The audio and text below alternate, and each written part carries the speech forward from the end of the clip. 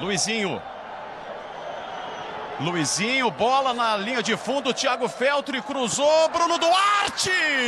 Gol!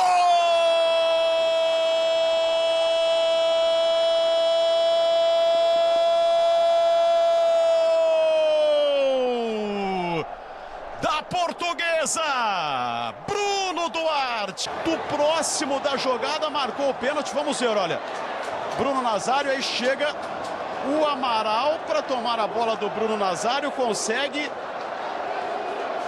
E o pênalti está marcado por outro ângulo, Luiz Ademar. A bola chega a tocar no corpo primeiro do Amaral e bate, resvala no braço direito do lateral da Portuguesa. Assim, não dá para você discordar do critério do árbitro. O que ele entendeu? Que o Amaral foi na bola, correu o risco, estava...